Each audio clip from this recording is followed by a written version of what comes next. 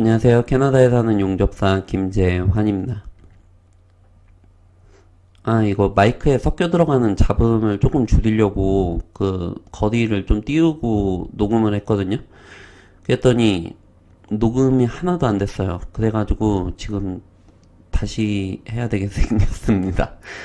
오늘 준비한 주제는 그 숫자로 보는, 통계로 보는 그 캐나다 이민이에요. 그래서 이제 보면서 이야기를 하려고 합니다. 그 이제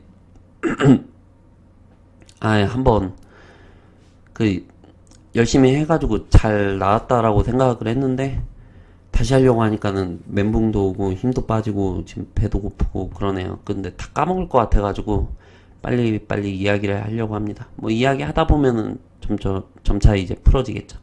그런데 이제 자꾸 내용을 보고 이제 반복해서 보고 그리고 요약 정리도 자꾸 해버릇 하니까 이것도 조금 이제 그 실력이 좀 느는 것 같아요. 물론 자체평가이지만. 그래서 이렇게도 바라보고 저렇게도 바라보다 보면 그러면은 이제 좀 더 깊이 좀 더 핵심에 가깝게 진입을 할 수가 있는 것 같습니다. 그래서 제가 보여드리는 내용 그리고 이제 그 찾은 자료를 직접 찾아서 보시기를 좀 권장을 좀 드립니다. 이 자주 보면은 눈에 좀 많이 익어요. 그 이제 영어가 조금 잘 안 되더라도 점차 아는 단어도 좀 늘어나고 이제 관련 용어들도 좀 익숙해지고 뭐 그런 경향이 좀 아무래도 좀 있습니다.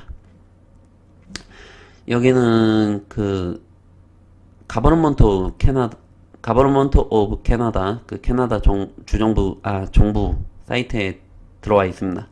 서플멘터리는 보충 자료예요. 인포메이션은 이제 정보이고 2018년도부터 2020년도까지 이미그레이션 레벨 플랜이라고 되어 있습니다. 이 자료는 2017년도 11월 1일 날짜로 오타와에서 이제 올라온 거고요. 이 팔로잉은 어디에 그 근거를 둔다, 어떠한 자료를 따른다라는 이야기인데 2017년도 Annual Report to Parliament on Immigration 그 팔리아멘트는 국회의사당이에요. 그 국회의사당에 이제 보고를 하는 애뉴얼 리포트입니다. 그 이미그레이션에 관련된 거기에 따라서 이제 통계를 낸 거예요. 이 애뉴얼 리포트도 찾으실 수가 있는데 제가 이미 찾아봤거든요. 2018년도 거를 찾았어요. 그런데 이제 여기에서는 이민에 관련된 그 통계 자료나 분석들이 많이 포함이 되어 있습니다. 그래가지고 여기 하이라이트가 먼저 있고요. 그 56%가 뭐 이코노미 클래스이고 뭐 93%의 사람들이 잉글리시나 프렌치에 조금 이제 논리지를 가지고 있고 뭐 이렇게 하이라이트가 되어 있고요. 그리고 이 안에서 좀 여러 가지 것들에 관해서 이제 분석을 해놓고 평가를 해놓습니다.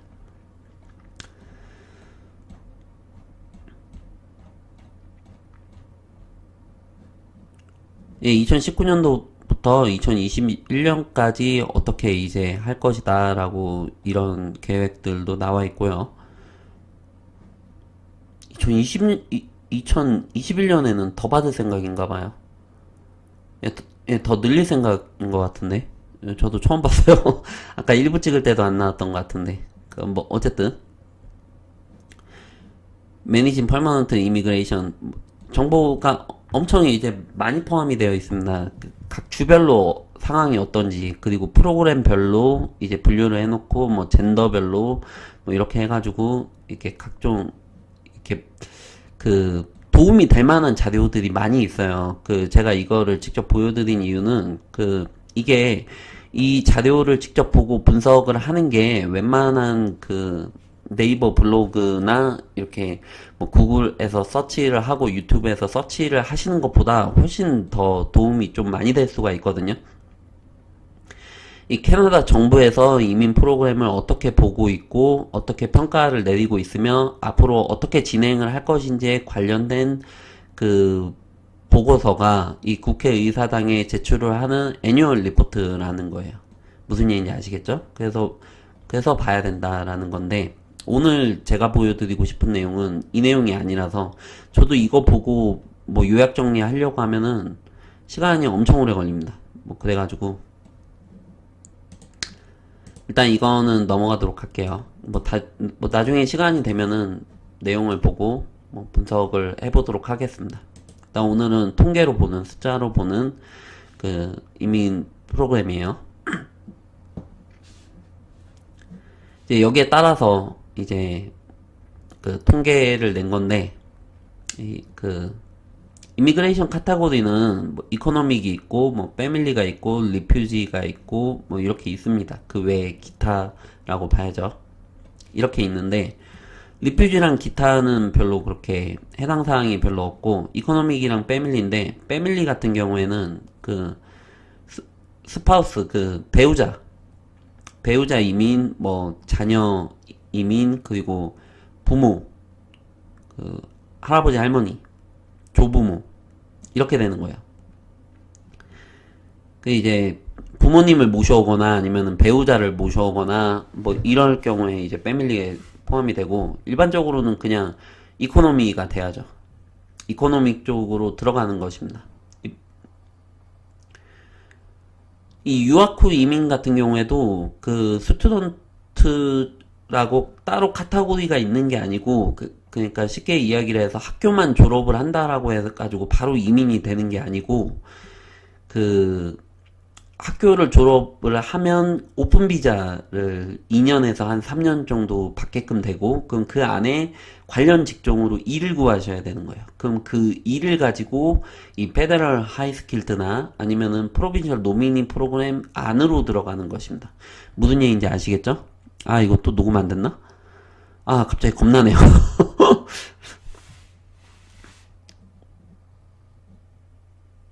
아, 이거 어떻게 해야 되지? 녹음이 잘 됐네요. 아, 확인하고 왔습니다. 이거 이어 붙여가지고 써야 될 것 같습니다. 어찌됐든 이어서 할게요. 어, 그, 일을 구하신 다음에 이 페더럴 하이스킬드나 프로빈셜 노미니 프로그램 안으로 들어가는 것입니다. 학교만 졸업을 했다라고 해가지고 뭐 다 되는 거는 아니에요.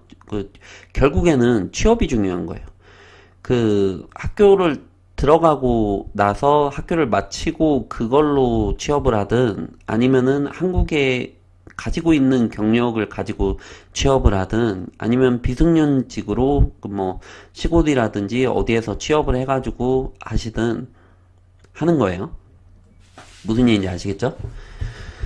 그래서 페더럴 하이스킬드로는 이제 로우는 이만큼이고 뭐 72,000, 그리고 하이는 이만큼이고 타겟은 이만큼이에요. 이 숫자가 이제 2019년, 2020년도에 점차 늘어나죠.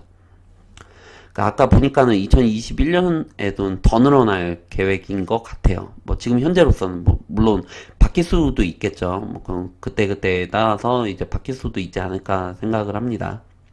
현재로서는 2020년까지 계획이 잡힌 게 좀 이제 이대로 진행이 될 가능성이 많죠. 이렇게 막 큰 위기가 오지 않는 이상.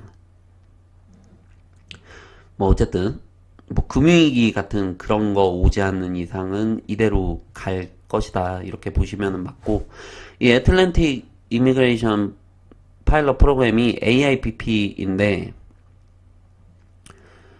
그 1000, 2000, 그리고 타겟이 4000이죠. 그 이제 하이까지 받겠다라는 거예요. 하이까지 받고 싶다, 이렇게 보셔야 되는 건데, 이 프로그램이 이 점차 숫자가 늘어난 걸 보면, 그리고 더 받을 계획을 가지고 있는 걸 보면, 이 프로그램 좀 평가가 좀 괜찮지 않을까, 괜찮지 않았었을까, 저는 그렇게 생각을 합니다. 물론 아까 그 자료에 또 이거 관련된 내용이 어딘가에 또 들어가 있을 거예요. 나중에 시간 되면 또 보도록 할게요. 이 케어기버 같은 경우에는 그 그 애기라든지 아니면은 노인분들 그리고 그 장애인분들을 그 도와주는 뭐 보육이라고 해야 되나? 그 이제 그게 케어기버예요. 그 뭐 같이 살면서 할 경우에는 리브인 케어기버라고 하고요. 이게 시급은 좀 이제 적은데 일은 좀 빡세고 뭐 그래가지고 이제 캐나다가 사회복지가 좀 어느 정도 이제 좀 잘 된 곳이다 보니까 그 이제 따로 이민 프로그램도 이제 만들어가지고 이렇게 하고 있죠. 17,000명이라고 하면 이게 적은 숫자가 아닌 거예요. 그런데 이제 점차 이제 숫자가 줄고 있죠. 타겟이. 이것도 좀 눈여겨봐야 되고. 이제 케어기버 같은 경우에는 아예 그 애초에 경력이 없는 분도 이제 한 6개월 정도 제가 알고 있기로는 교육 과정을 거치고 그리고 이제 일을 하실 수가 있어요. 뭐 어찌됐든. 근데 진입 장벽이 조금 이제 낮은데 이게 끝나고 뭐 영주권을 받고 나서는 이걸 뭘 계속 해야 될지 아니면은 뭐 다른 진로를 찾아야 될지 이런 갈림길에 놓이게끔 되는 거죠. 페더럴 비즈니스 쪽으로 오시는 분들도 꽤 되시는 것 같고, 이 프로빈셜 노미니 프로그램은 주정부 프로그램이에요. 각 주정부 합쳐가지고 55,000명, 61,000명, 뭐 이렇게 받겠다라는 거고, 퀘벡은 따로죠. 퀘벡 따로 이만큼을, 한 주에서 이만큼을 가져가는 거니까 이게 적은 숫자가 아닌 거죠. 그래서 토탈 이코노믹으로 뭐 전체 타겟이 20만 명 정도를 받을 계획을 가지고 있는 것입니다. 그리고 이 패밀리 쪽으로 해가지고 한 10만 명이 좀 안 되는 이제 100, 1000만, 9만 명이죠. 리퓨지는 난민이에요. 난민이고 휴머니터리언 인간적인 그 휴머니즘한 그러니까 뭐 정치적으로 뭐 망명을 한다라든지 아니면은 뭐 북한에서 간다라고 한다라든지 그 이쪽에 속할 거예요. 뭐 북한에서 가도 난민이라고 해야 되나? 뭐 정확히는 잘 모르겠고 뭐 어쨌든 일반적으로 해당되는 사항은 아니라서 이 프로빈셜 노미니보다 페데럴 이 숫자가 더 많다 이렇게 보시면 되고 이 두 개 프로그램이 대표적입니다. 이 CEC는 이 페더럴 하이스킬드 안에 들어가 있고요. 그리고 인플로이얼 드라이브 같은 경우에는 이 프로빈셜 노미니 프로그램 안에 들어가는 프로그램입니다. 그 굵직굵직한 프로그램들인 거예요. 그 이제 대표적인 그렇게 보시면 되겠습니다. 그 각 주별로 어떻게 그 2018년도에 Number of immigrants in Canada in 2018 by province and territory of residence. 각 주별로 이민자들의 수를 지금 보여주고 있죠. 온타리오가 약 한 2분의 1이 약간 안 되는 숫자를 가져가고 있습니다. 이 온타리오 내에서도 거의 보면은 대도시죠, 대도시. 토론토와 인근 그 거대 도시인 거죠. 예, 그쪽에서 거의 반 이상이 들어간다. 그쪽으로 들어간다. 이렇게 보시면 되고 그 다음에 퀘벡, 브리티시 콜롬비아, 밴쿠버 있죠. 그쪽으로 가고 알버타도 뭐 여전히 뭐 적지 않네요. 그 이제 오일 프라이스가 다운이 되고 나서도 뭐 그렇게 적은 숫자는 아닌 것 같습니다. 뭐 사스케추안 있고 뭐 매니토바 그 다음에 쫓아오고 있고요. 그 다음에는 이제 아무래도 이게 좀 맞는 거죠. 뭐 그렇게 큰 도시가 있는 것도 아니고 AIPP 지역이에요. 노바스코샤, 뭐 뉴브런즈윅, 프린세스 에드워드, 이 유콘이랑 이 북쪽인데 잘 안 가죠. 경쟁 상대가 사실 아니죠. 굉장히 이렇게 드물죠.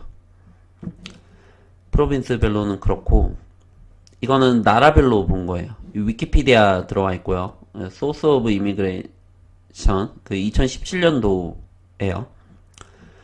전체 2017년도에 28만 6천 명이 들어왔습니다. 인디아가 1번이고, 랭크 가장 많이 들어왔죠. 5만 명. 그리고 필리핀이 4만, 그리고 차이나, 시리아 같은 경우에는 난민으로 들어온 거예요. 난민을 캐나다에서 좀 어느 정도 받은 거죠. 유나이티드 스테이트랑 유나이티드 킹덤, 영국이거든요. 이제, 이 나라들은 같은 영연방에 속해 있는 국가이기도 하고, 그리고 영어가 완전 이렇게, 영어를 공통으로 이제 사용을 하고 있고, 특히나 미국 같은 경우에는 이제 토론토나 이 퀘벡 쪽은 좀 지리상으로 좀 많이 가깝거든요. 그러니까 이제 뭐 차 타고 왔다 갔다 할 수도 있어요. 사실 그렇게 그래도 시간이 오래 걸리긴 하지만 뭐 국경을 왔다 갔다 하는 게 뭐 그렇게 어렵고 뭐 힘들지는 않다 이렇게 보면 되는 거니까 뭐 일을 구하고 하는 것도 그리고 문화도 같고 뭐 그런 점에서 아무래도 이점이 있죠. 그렇고 이제 그 다음에 이제 파키스탄이랑 뭐 프랑스 뭐 나이지리아 이라크 있고 탑 10 안에는 한국이 안 들어와 있어요. 이제 탑 10에서 이렇게 약간 한 12위, 13위 뭐 이렇게 될 거예요. 한국 같은 경우에는 뭐 그래도 전체 나라들 중에서는 이제 상위권에 속해 있는 건데 그런데 이제 앞순위는 아니다 이렇게 보시면 되고요. 그리고 이제 2016년도를 보면 이제 필리핀이나 인도가 1, 2위가 바뀌었는데 뭐 대체적으로는 상위권에 올라와 있는 나라들이 대체적으로는 좀 비슷합니다. 뭐 차이나도 여기 있고요. 그리고 이제 필리핀이나 인도 같은 경우에는 영어를 쓰는 사람들이 좀 어느 정도 있는 편이지만 영어를 좀 이렇게 잘 못하시는 경우도 좀 많이 있고 그리고 악센트도 좀 많이 달라요. 그래가지고 영어가 엄청 유창한 이런 편은 아닙니다. 이제 뭐 차이나는 저희랑 상황이 좀 이제 비슷하다고 봐야 되겠죠. 그래도 워낙 많은 인구가 들어오고 있죠. 유학 후 이민으로도 좀 많이 들어오는 편이고요. 뭐 어쨌든 뭐 그렇습니다. 이제 한국 분들이 보통 이제 많이 쓰는 방법이 여기 들어오셔가지고 뭐 유학 후 이민도 마찬가지고 잡을 잡는 거예요. 결국에는 잡을 잡아서 뭐 이 유학 후 이민은 오픈 비자를 받는 거니까 잡 오퍼가 필요가 없습니다. 그런데 워크 퍼밋으로 하게끔 되면은 잡 오퍼를 받거든요. 그러고 나서 이제 이 주정부로 아니면은 뭐 CEC로 이렇게 해가지고 지원을 하는 건데 그런데 그거 말고도 이제 다른 방법으로도 그렇고 이제 다른 나라에서도 그렇고 이렇게 많이 들어온다 이렇게 보셔야지 되는 것입니다. 한국 분들이 이렇게 많이 쓰는 방법이 있어요. 이제 그 방법 말고도 이제 다른 방법으로도 이렇게 많은 사람들이 들어오고 있고 한국 사람들이 알고 있는 게 전부 다가 아니다 이렇게 보셔야지 되는 것입니다.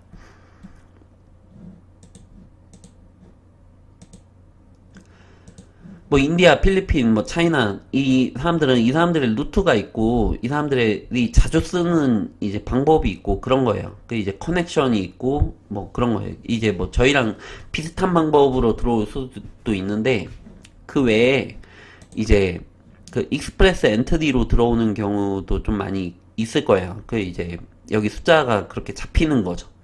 무슨 얘기인지 아시겠죠? 오늘은 여기까지 하겠습니다. 다른 영상에 익스프레스 엔트리를 비교를 한 영상을 준비를 하고 있거든요. 그래서 이거는 다른 영상으로 또 만들도록 하겠습니다. 지금까지 들어주셔서 감사합니다. 숫자로 보는 통계로 보는 캐나다 이민이었습니다. 감사합니다.